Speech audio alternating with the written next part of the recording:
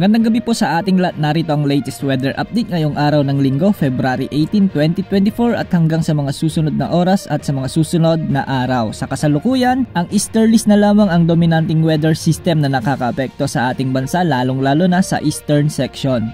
Maaraw at maaliwalas ang panahon maghapon kanina sa malaking bahagi ng ating bansa. Ngunit ngayong gabi ay asahan ng ilan sa mga isolated rain showers and thunderstorms.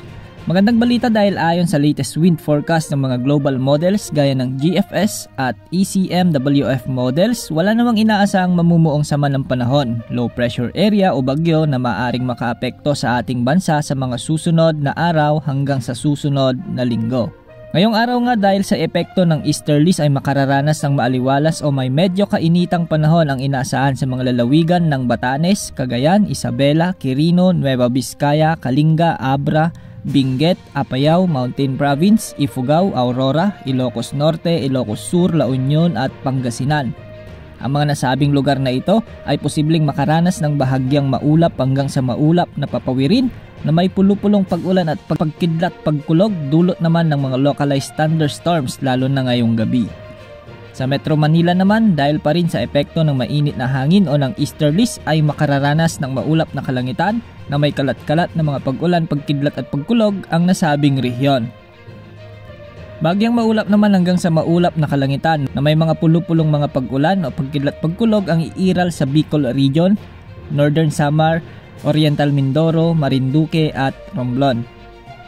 Dahil pa rin sa epekto ng easterlies, ang buong Visayas, Palawan, kasamang Calayan Islands at ang Occidental Mindoro ay makararanas ng bahagyang maulap hanggang sa maulap na papawirin na may mga pulupulong pag-ulan, pagkulog at pagkidlat dulot naman ng easterlies o ng mga localized thunderstorms lalong-lalo na sa hapon o gabi.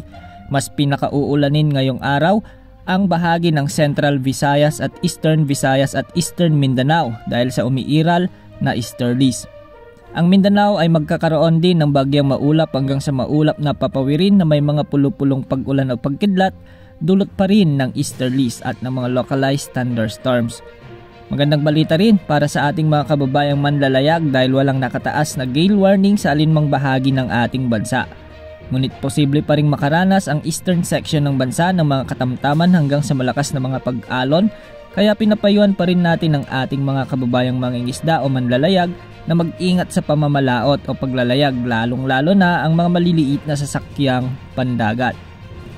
Maging handa sa bawat oras dahil minuminuto ay nagbabago ang panahon. Ito po ang weather update ng bayan, maaasahan anumang panahon.